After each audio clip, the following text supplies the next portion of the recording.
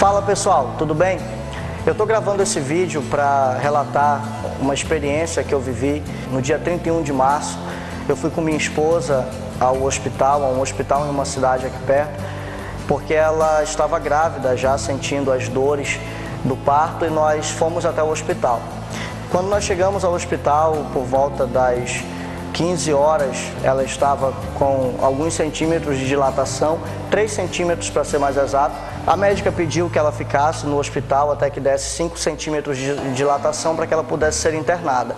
E eu tive que vir à minha cidade muito rápido, pegar a minha moto, porque a gente tinha ido de ambulância. Quando eu cheguei lá novamente, por volta das 18 horas, ela começou a sentir muitas dores, já estava internada.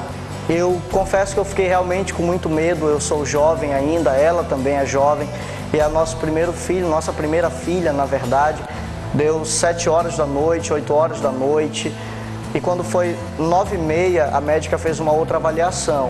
Já tinha dilatado um pouco mais, estava de 6 a 7 centímetros, e a médica falou que era só esperar mais um pouco até que rompesse a bolsa e a neném pudesse nascer. E aquele período, ainda que pareça curto, de 9h30 em diante, foi um período em que eu pude perceber o quão é difícil para uma mulher o momento do parto. Chegou momentos em que não apenas ela estava meio que desesperada, mas eu também estava desesperado.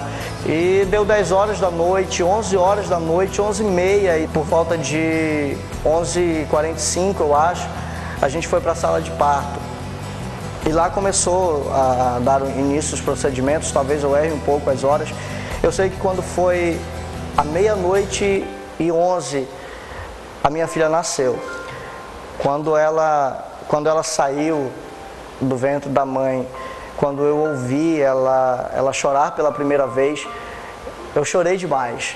Eu me senti alguém muito especial por ter a oportunidade de vivenciar esse momento com minha esposa e com minha filha. E isso me trouxe algumas reflexões, eu quero dividir com vocês. Para alguns pode não ser importante, mas eu tenho certeza que tem pessoas que vão se identificar com o que eu vou falar agora. Eu chorei no momento que minha filha nasceu, pela emoção de vê-la nascer, e também porque eu lembrei que no dia em que eu nasci, o meu pai não estava lá. A minha mãe sentiu as dores, as contrações, e ela teve que ir sozinha ao hospital. Não foi sozinha porque o meu tio viu o momento que ela estava sentindo as contrações e foi acompanhá-la ao hospital.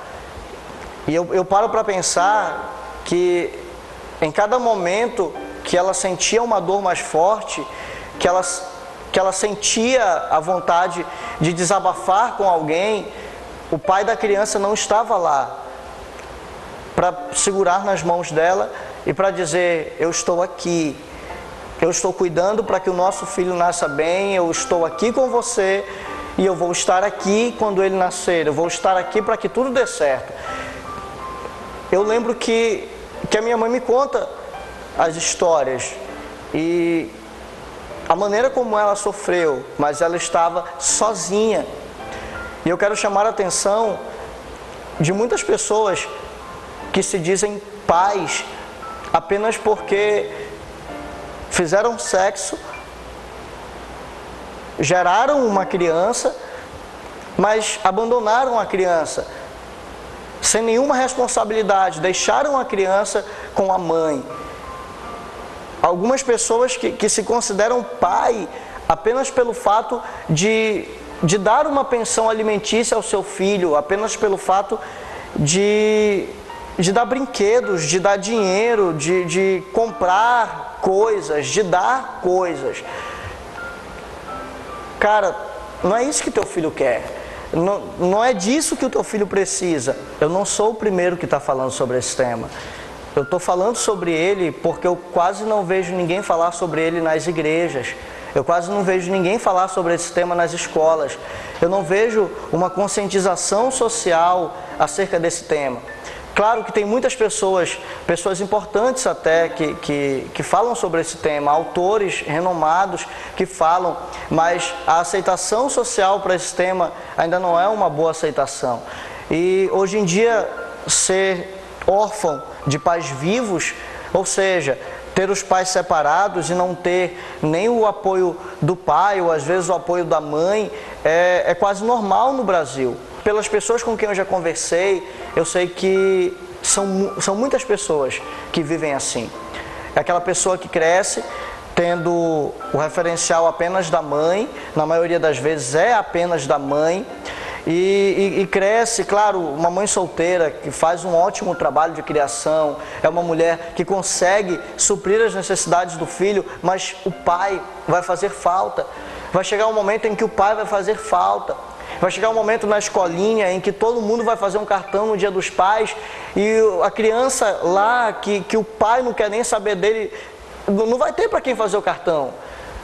Talvez aconteça o que acontecia comigo, que minha professora mandava eu fazer um cartão simbólico, entregar para alguém que considerasse, mas não é a mesma coisa. Eu tenho certeza que muitas pessoas que estão assistindo esse vídeo passaram pelo que eu passei.